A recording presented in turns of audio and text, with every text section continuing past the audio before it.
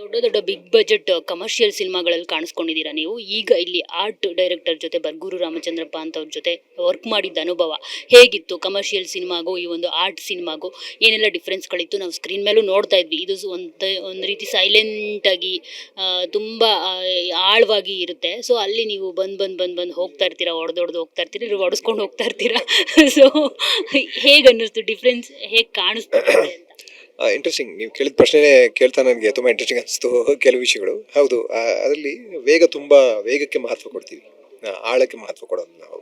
So ಇದರಲ್ಲಿ ನಿಧಾನ ಇರುತ್ತೆ ಜೀವನ. ವಾಕ್ಯ ಒಂದು ನಿಧಾನಕ್ಕೆ ತೋರಿಸ್ತಾ ಇದ್ದಾರೆ ಇದ್ರಲ್ಲಿ. ಹೌದು, ಯಾಕೆಂದರೆ ಚಿಂತನೆನೇ ತೋರಿಸ್ತಾರೆ. ನಿಜ. ಸಿನಿಮಾದಲ್ಲಿ ಸುಮಾರು ಥರದ ಫಿಲ್ಮ್ ಮೇಕಿಂಗ್ ಇದೆಯಲ್ಲ, ಅದರಲ್ಲಿ ಕೆಲವು ಹೇಳ್ತಾರೆ cinema theory subjective and objective film making ಅಂತ. ಸೊ ಫಿಲ್ಮ್ ಮೇಕಿಂಗ್ನ ಸಿದ್ಧಾಂತಗಳು ಕೆಲವಿವೆ. ಈಗ ಒಂದು ಭಾವನೆಯನ್ನು ಒಂದು ಪ್ರೇಕ್ಷಕರಿಗೆ ನಾವು ತೊಗೊಂಡೋಗಿ ತಲುಪಿಸ್ಬೇಕು ಅಂದರೆ ಎಷ್ಟು ಹೊತ್ತು ಬೇಕು, ಅದಕ್ಕೊಂದು ಸಮಯ ತೊಗೊಳತ್ತದು. ಅಷ್ಟು ಸಮಯ ನೀವು ಇಡಬೇಕು ಅದನ್ನು. ಈ ನಮ್ಮ ಕಮರ್ಷಿಯಲ್ ಸಿನಿಮಾದಲ್ಲಿ ನಾವು ಏನು ಮಾಡ್ತೀವಿ, ಅದನ್ನು ಮ್ಯಾನಿಪುಲೇಟ್ ತುಂಬ ಮಾಡಿಬಿಡ್ತೀವಿ. ಸೊ ನಿಜವಾದ ಭಾವನೆಗಳನ್ನ ತಲುಪಿಸೋದಕ್ಕೆ ಬಿಡೋದಿಲ್ಲ, ಅಥವಾ ಎಷ್ಟು ಬೇಕೋ ಅಷ್ಟು ತಲುಪಿಸ್ಬಿಟ್ಟು ಮಿಕ್ಕಿದ್ದಿಲ್ಲ ಪಟ ಕಟ್ ಮಾಡಿಬಿಟ್ಟು ಒಂದು ವೇಗ ಸೃಷ್ಟಿ ಮಾಡಿ, ಒಂದು ಎನರ್ಜಿ ಸೃಷ್ಟಿ ಮಾಡಿ, ಅಡ್ರಿನಲಿನ್ ಫ್ಲೋ ಆಗುವಂಗೆ ಮಾಡಿ ಯಾಮಾರಿಸ್ಬಿಟ್ಟು ಸಿನಿಮಾ ಮುಗಿಸ್ಬಿಡ್ತೀವಿ ನಾವು.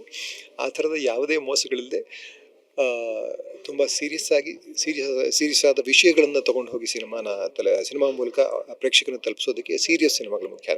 ಆರ್ಟ್ ಸಿನಿಮಾ ಅಂತ ಹೇಳೋದಕ್ಕೆ ಗೊತ್ತಿಲ್ಲ ನನಗೆ. ಅಗೇನ್ ಆರ್ಟ್ ಸಿನಿಮಾ ಅಂತಂದರೆ ಸ್ಲೋ ಸಿನಿಮಾ, ಇದೇ ಥರ ಸಿನಿಮಾ ಅಂತ ಆಗ್ಬಿಡ್ತದೆ. ಆ ಸ್ಲೋನೆಸ್ಗೂ ಒಂದು ಅರ್ಥ ಇದೆ, ಉದ್ದೇಶ ಇದೆ. ಅವೆಲ್ಲವೂ ನಾವು ಅರ್ಥ ಮಾಡ್ಕೋಬೇಕಾಗುತ್ತೆ. ಎಲ್ಲ ಸಿನಿಮಾನೇ ಅದರ ಉದ್ದೇಶಗಳು ಬೇರೆ ಬೇರೆ ಆಗಿರುತ್ತೆ. ನಮ್ಮ ಕಮರ್ಷಿಯಲ್ ಸಿನಿಮಾ ಅಂದರೆ ಮನೋರಂಜನೆ ತುಂಬ ಮುಖ್ಯ ಉದ್ದೇಶ ಆಗಿರುತ್ತೆ. ಅದ್ರ ಜೊತೆಗೆ ಒಂದಷ್ಟು ವಿಷಯಗಳನ್ನ ನಾವು ಸ್ಮಗಲ್ ಮಾಡ್ತಾ ಇರ್ತೀವಿ ಅಷ್ಟೇ. ಇಲ್ಲಿ ತುಂಬ ಸೀರಿಯಸ್ ಆದ ವಿಷಯಗಳೇ ಮುಖ್ಯ ಆಗುತ್ತೆ. ಆ ವಿಷಯನ ತೊಗೊಂಡೋಗಿ ಆಡಿಯನ್ಸ್ಗೆ ತಲುಪಿಸೋದಕ್ಕೆ ಎಷ್ಟು ವೇಗ ಬೇಕೋ ಅಷ್ಟು ವೇಗ ಮಾತ್ರ ಇದರಲ್ಲಿರುತ್ತೆ. ಜೊತೆಗೆ ಸಿಂಪಲ್ ಆಗಿರುತ್ತೆ. ನಿಮಗೆ ಅದ್ದೂರಿ ಆಡಂಬರ ಅವೆಲ್ಲ ಇಲ್ಲದೆ ತುಂಬ ಸರಳವಾಗಿ, ಸಹಜವಾಗಿ, ಸಿಂಪಲ್ ಆಗಿರೋದೇ ತುಂಬ ಮುಖ್ಯ ಆಗುತ್ತೆ ಇಲ್ಲಿ. It's interesting. ಎರಡೂ ಥರದ ಸಿನಿಮಾ ಮೇಕಿಂಗ್ಗಳು ತುಂಬ ಬೇರೆ ಬೇರೆ ವಿಧವಾದ ಸಿನಿಮಾ ಮೇಕಿಂಗ್ನಲ್ಲಿ ಎರಡರ ಭಾಗವಾಗಿರೋದು ಒಂದು ಸುಮಾರು ಬೇರೆ ಬೇರೆ ಅನುಭವನೇ, ಬಟ್ ಇಂಟ್ರೆಸ್ಟಿಂಗ್ ಅನುಭವ. ಸರ್, ನಿಮ್ಮನ್ನು ನೋಡಿದಾಗ ನಿಮ್ಮೊಳಗೊಬ್ಬ ಕವಿ ಕಾಣ್ತಾನೆ ನನಗೆ. ಸೊ ಅದೆಷ್ಟು ಸತ್ಯನೂ ಇಲ್ವೋ ಗೊತ್ತಿಲ್ಲ. ಸೊ ಈ ಸಿನಿಮಾ ಮಾಡ್ತಾ ಮಹಾಕವಿ ಪಾತ್ರ ಮಾಡ್ತಾ ನಿಮ್ಮೊಳಗೊಬ್ಬ ಕವಿ ಜಾಗೃತನಾದ್ರ ಹೇಗೆ ಅಂತ? ಇಲ್ಲ, ಅಷ್ಟೊಂದೆಲ್ಲ ಒಳ್ಳೆ ನಟ ಅಲ್ಲ ನಾನು, ಅಷ್ಟೊಂದು ಸೀರಿಯಸ್ ನಟನೂ ಅಲ್ಲ ಮೈ ಮೇಲೆ ಆವಾಹನೆ ಮಾಡ್ಕೊಂಡು ಮಾಡೋದಕ್ಕೆ. ಕವಿ ಏನಾದ್ರು ಆಚೆ ಬಂದ್ರಾ ಅಂತ? ಇಲ್ಲ, ಬರೀ ಪಾತ್ರ ಅಷ್ಟೇ ಆಗಿದೆ ಇದರಲ್ಲಿ. ಬಟ್ ಸಾಹಿತ್ಯದ ಆಸಕ್ತಿ ಇರೋದ್ರಿಂದ ಒಂದಷ್ಟು ಬರೆಯೋದು ಬಂದ್ಬಿಡ್ದೆ, ಆಟೋಮೆಟಿಕಾಗಿ ಬರ್ತೈತೆ. ಬರೆಯೋದು ಹೇಗೆ ಬರಬೇಕು ಅಂತ ನನಗನ್ಸುತ್ತೆ ಅಂದರೆ, ಅದು ತುಂಬಿ ಹೊರಗಡೆ ಬರಬೇಕು ಅಷ್ಟೇ. ಅದು ಯಾವಾಗಲೂ ಆದಷ್ಟು ಕದೇ ಬರಬೇಕು. ಅವಾಗವಾಗ ಬರುತ್ತೆ, ಅದು ಅವಾಗವಾಗ ನಿಂತು ಹೋಗುತ್ತೆ.